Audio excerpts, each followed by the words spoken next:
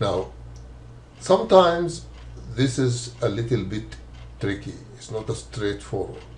For example, if you are asking about something and you expect a number of different things, and so it's complicated and tricky, and you need to take that into consideration when you are coding for the answer. For example, some items, the answers to a question are multiple, but the format of the answer is short answer. Now, I expect four answers, but I expect them not to be in order. So he can write secant first, or colon first, or rectum first. So this is, it can create a problem, because if he writes colon and then he writes colon again, he will get 2 marks, because colon is right in the first instance and it is also right in the second instance. But if the students are honest, they will answer separately. They will write colon somewhere, rectum somewhere, inner canal somewhere, and so on. So this is tricky, but you need to write it in a way that makes it possible for the student to answer for each space any of the four options.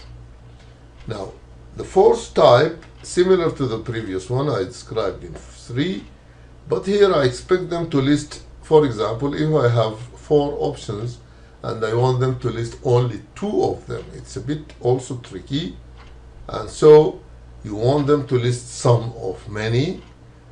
For example, mention 2 of the known coronaviruses. Now, the answer is supposed to be short, similar, curly brackets 1 colon, short answer colon equals SARS, then a curly dash equals MERS, a curly dash equals H1N1, a curly dash equals COVID-19, and then you close the bracket. So for the first instance, any of these 4 are acceptable, and for the second instance, any of the 4 is also acceptable. Sorry, I forgot to close the curly bracket there, but this is how it should be done. Now, finally, before that, let us just demonstrate this. There it is. I already put it there. Let us just look at it first. You see, I mentioned 2 of the known coronaviruses, then curly bracket, and then the 4 coronaviruses, then again, and the 4 coronaviruses. If I want to preview the question, now the question, this is the question. Mention 2 of the coronaviruses. There I can write any of the 4 here, and then again I can write any of the 4 there. So I put SARS and MERS. Then I'll just finish the attempt and see what happens. Submit and finish, and let us see the feedbacks. You see, right answer, right answer. So this is the 4th type. Finally, I'm going to describe how you export short answer questions from exam view.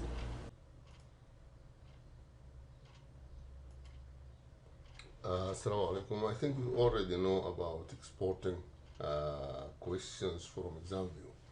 But today we are just going to review what you already know, and instead of talking about multiple choice questions, today we are going to cover exporting and importing short answers questions from exam view to Moodle.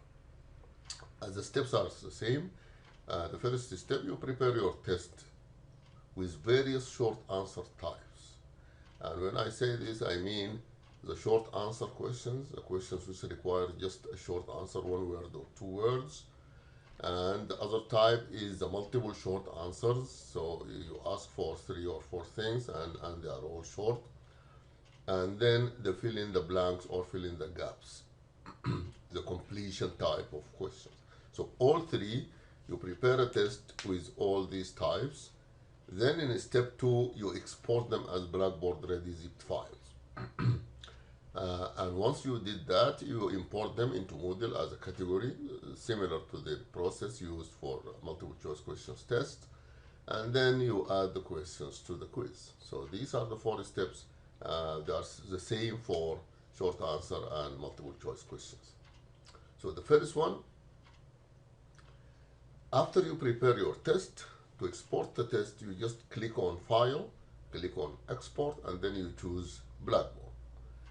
And as you can see, this is an open test, and then you click on File, Export, then Blackboard. Now you give the file a name and you click Save.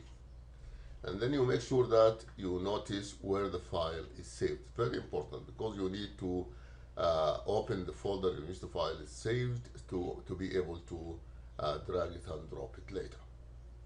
Now you observe where the file is saved. In this instance, my file is going to be saved on the desktop.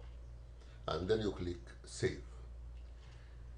Now when you click on Save, a file information page will open, and in that file information page you need to write 2 things: the file name again, and then the drive in which the file is saved, and then you click OK. So this is the title again, or the name again, and this is where the drive for the file, and then you click OK. Now for a bank, you do the same. So whether you are exporting a test or you are exporting a bank, they are the same steps. Now, for the bank, you open the bank and follow the same steps. Now, to import the exported test or bank to Moodle, you go to your course page in Moodle, and you go to the course administration panel and you click on question bank. You click on question bank, then a drop down menu appears. Then you select categories to see your current categories. If you have any previous categories added to your question banks, then you will see them, categories, and then you select import from the drop-down menu to add the imported test banks, add a new category. So instead of categories is just to have a look. Then you click on import, and then select the Blackboard file format there, and then you drag and drop the zipped Blackboard formatted test file. You drag it and drop it there. So you open the folder in which you saved the file, and then you click on it and drag it and drop it there. And then once it is dragged, you wait for a little while. It usually starts with a bluish color, and then it becomes orange. When it is orange, then you click import. And then if the importation is successful, a list of questions in the test will appear. You would scroll down to the end of the questions and click continue. These are the questions. This is the last question, and below it is continue. You click on that continue, and then a category with the same name of the test or bank is added to your categories.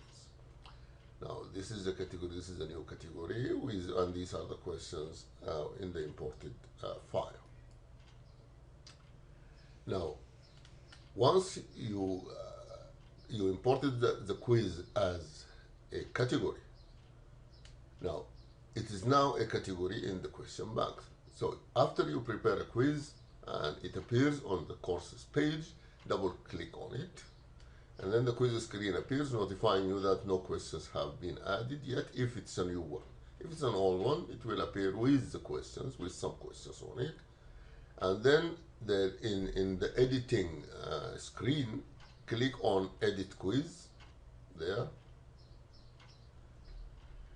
If it's a new quiz, it will tell you that no questions have been added yet, but if it's an old one, this message will not appear. You click edit quiz, and then click on add, then select from question bank. So you click add, a menu appears, you select from question bank, and then to select the category, you need to click on the small arrow next to the default category. A default category will appear at the top of the screen, and next to it is a small arrow. You click on that, and then you will see all the categories.